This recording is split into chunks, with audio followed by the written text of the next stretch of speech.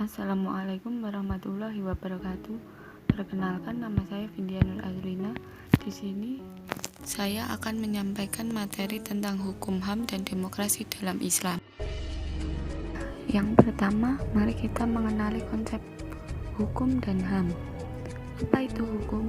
Hukum adalah peraturan yang berupa norma dan sanksi yang dibuat dengan tujuan untuk mengatur tingkah laku manusia, menjaga ketertiban, keadilan, mencegah terjadinya kekacauan.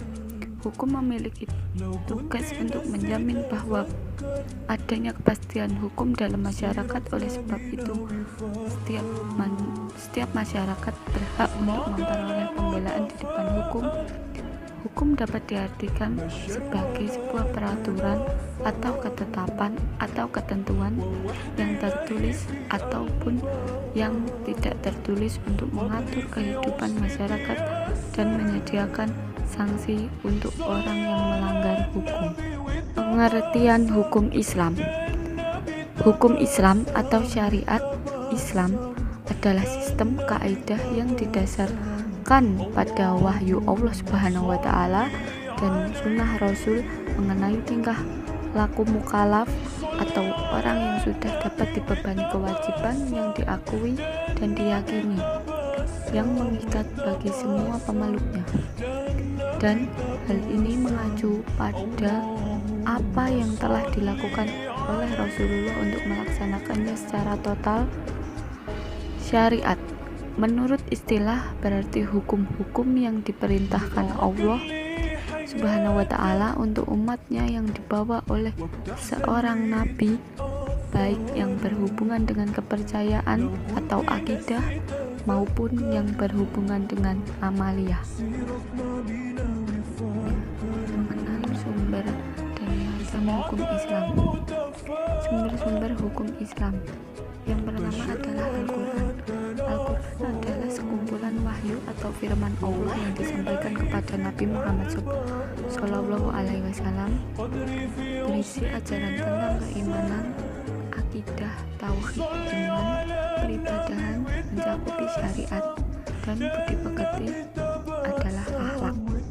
Al-Quran merupakan sumber hukum yang pertama dalam Islam, sehingga semua penyelesaian persoalan harus merujuk dan berpedoman kepadanya.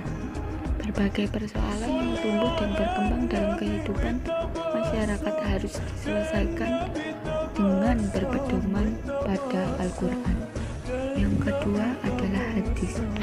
Hadis menurut para ahli, hadis identik dengan sunnah, yaitu segala perkataan, perbuatan, takrir atau ketetapan, sifat, keadaan, tabiat atau watak, dan sirah atau perjalanan hidup Nabi Muhammad SAW, baik yang berkaitan dengan masalah hukum maupun tidak. Namun menurut bahasa, hadis berarti ucapan atau perkataan. Ketiga adalah ijma. Ijma adalah kesepakatan para ulama mujtahid dalam memutuskan suatu perkataan atau hukum. Ijma dilakukan untuk merumuskan suatu hukum yang tidak disebutkan secara khusus dalam kitab Al-Quran dan Sunnah. Yang terakhir adalah qiyas. Qiyas adalah mempersamakan hukum suatu masalah yang belum ada kedudukannya hukumnya dengan masalah lama yang pernah karena ada alasan yang sama. Macam-macam hukum Islam. Yang pertama adalah wajib, yaitu suatu perkara yang apabila dikerjakan mendapat pahala dan jika ditinggalkan mendapat dosa. Yang kedua adalah sunnah. Sunnah yaitu suatu perkara yang apabila dikerjakan mendapat pahala dan apabila ditinggalkan tidak berdosa. Yang ketiga adalah haram. Haram yaitu suatu perkara yang apabila ditinggalkan mendapat pahala dan jika dikerjakan mendapat dosa, seperti minum minuman keras, berdusta, mendurhakai orang tua, dan sebagainya. Yang keempat adalah makruh. Makruh yaitu suatu perkara yang apabila dikerjakan tidak berdosa dan apabila ditinggalkan dapat pahala. Yang terakhir adalah mubah. Mubah yaitu suatu perkara yang apabila dikerjakan atau ditinggalkan tidak mendapat pahala dan juga tidak mengakibatkan dosa, seperti makan, minum, dan sebagainya. Tujuan ditetapkannya hukum Islam. Yang pertama adalah memelihara kemaslahatan agama, yang kedua memelihara jiwa, yang ketiga memelihara akal, yang keempat memelihara keturunan, dan yang kelima adalah memelihara harta benda. Pengertian HAM. HAM adalah hak-hak dasar manusia yang dimiliki sejak berada dalam kandungan dan setelah lahir ke dunia atau kodrat, yang berlaku secara universal dan diakui oleh semua orang. HAM adalah singkatan dari hak asasi manusia, di mana masing-masing kata tersebut memiliki makna. Kata hak dalam hal ini berarti sebagai kepunyaan atau kekuasaan atas suatu, sedangkan asasi adalah sesuatu hal yang utama mendasar. Jadi pengertian HAM secara singkat adalah suatu hal yang mendasar dan utama yang dimiliki oleh manusia. Ciri-ciri pokok HAM. Ciri-ciri pokok HAM yang pertama adalah HAM tidak perlu diberikan, dibeli, ataupun diwarisi. HAM adalah bagian dari manusia secara otomatis. Yang kedua adalah HAM berlaku untuk semua orang tanpa memandang jenis kelamin, ras, agama, etnis, pandangan politik, atau asal-usul sosial bangsa. Yang ketiga, HAM tidak bisa. Macam-macam HAM dalam Islam. Yang pertama adalah hak hidup, hak milik, perlindungan kehormatan, keamanan dan kesucian kehidupan pribadi, keamanan kemerdekaan pribadi, perlindungan dari hukuman penjara sewenang-wenang. Yang terakhir adalah kebebasan berekspresi. Pandangan Islam terhadap hak asasi manusia. HAM menurut konsep Barat, istilah hak asasi manusia baru muncul setelah Revolusi Prancis, di mana para tokoh borjuis berkoalisi dengan tokoh-tokoh gereja untuk merampas hak-hak rakyat yang telah mereka miliki sejak lahir. Akibat dari penindasan panjang yang dialami masyarakat Eropa dari kedua kaum ini, muncullah perlawanan rakyat dan akhirnya berhasil memaksa para raja mengakui aturan tentang hak asasi manusia. Dalam istilah modern, yang disebut dengan hak adalah wewenang yang diberikan oleh undang-undang kepada seseorang atas suatu tertentu dan nilai tertentu. Dan dalam wacana modern ini, hak asasi dibagi menjadi dua. Yang pertama adalah hak asasi alamiah, manusia sebagai manusia. Yang kedua adalah hak asasi yang diperoleh manusia sebagai bagian dari masyarakat, sebagai anggota keluarga dan sebagai individu masyarakat. Kedua adalah HAM menurut konsep Islam.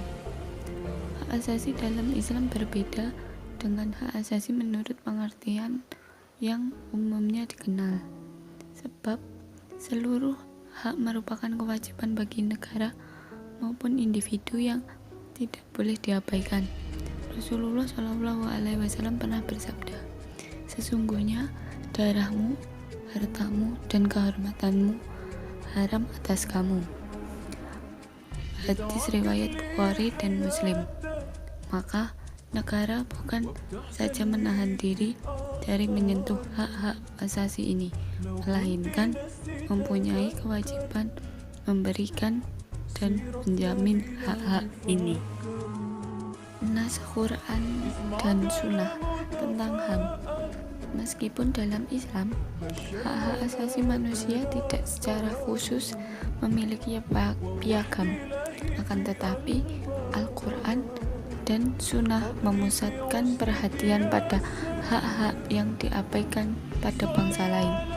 Nas-nas ini sangat banyak, antara lain yang pertama, dalam Al-Quran terdapat sekitar 40 ayat yang berbicara mengenai paksaan dan kebencian. Lebih dari 10 ayat bicara larangan memaksa untuk menjamin kebebasan berpikir, keyakinan, dan mengutarakan aspirasi. Misalnya, kebenaran itu datangnya dari Rabb-mu. Barang siapa yang ingin beriman, hendaklah ia beriman, dan barang siapa yang ingin kafir, biarlah ia kafir. Quran Surah 18 ayat 29. Pandangan Islam terhadap demokrasi. Pengertian demokrasi. Demokrasi adalah pemerintahan oleh rakyat dengan kekuasaan tertinggi berada di tangan rakyat dan dijalankan langsung oleh mereka atau wakil-wakil yang mereka pilih di bawah sistem pemilihan bebas. Demokrasi menyerukan kebebasan manusia secara menyeluruh dalam hal yang pertama adalah kebebasan beragama, di mana kebebasan beragama ialah dia bebas memilih keyakinan masing-masing menurut kepercayaan masing-masing. Yang kedua adalah kebebasan berpendapat. Kebebasan berpendapat meliputi dengan mengutarakan suara masing-masing per individu. Yang ketiga adalah kebebasan kepemilikan. Yang keempat ialah kebebasan bertingkah laku.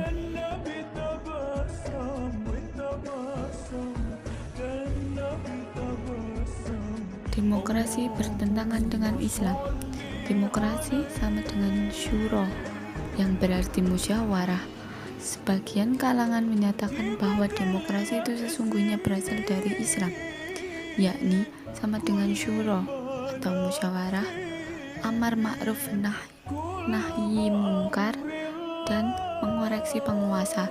Hal ini tidaklah tepat karena syuro, amar ma'ruf nahi mungkar, dan mengoreksi penguasa merupakan hukum syara yang telah Allah Subhanahu wa Ta'ala tetapkan cara dan standarnya yang jauh berbeda dengan demokrasi. Rincian demokrasi berdasarkan masalah. Yang pertama, untuk masalah yang berkaitan dengan hukum syara.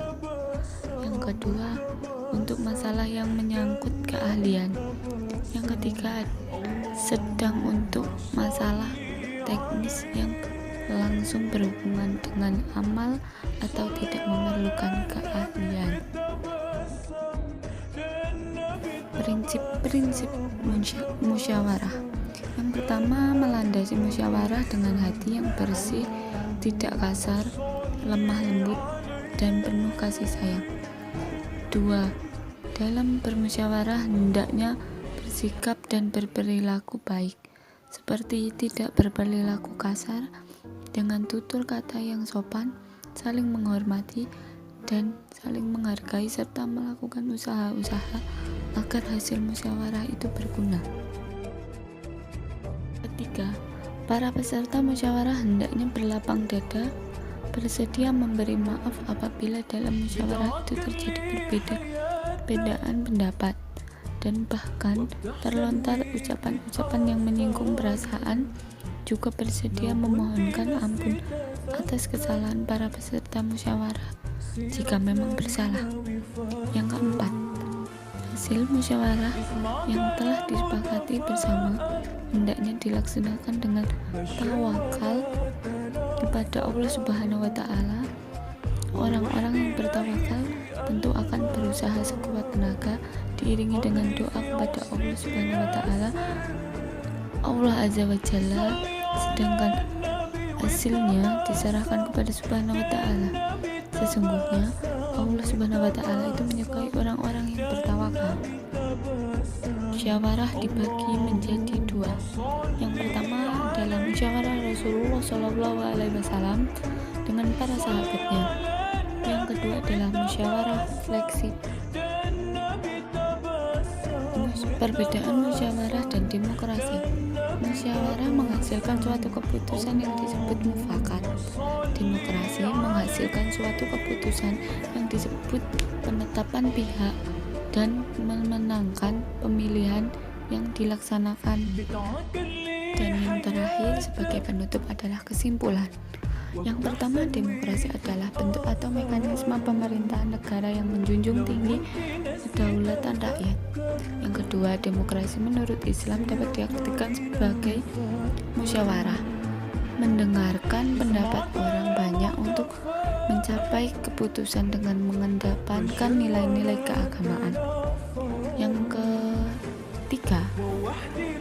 Yang ketiga adalah HAM adalah hak yang telah dimiliki seseorang sejak ia ada di dalam kandungan. Yang keempat, HAM dalam Islam didefinisikan sebagai hak yang dimiliki oleh individu dan kewajiban bagi negara dan individu tersebut untuk menjaganya. Yang terakhir adalah setiap manusia berhak mendapat kebebasan, berdemokrasi, dan HAM. Nah, itu tadi materi yang telah saya sampaikan. Bila ada kurang lebihnya mohon dimaafkan. Sekian dari saya. Wassalamualaikum warahmatullahi wabarakatuh.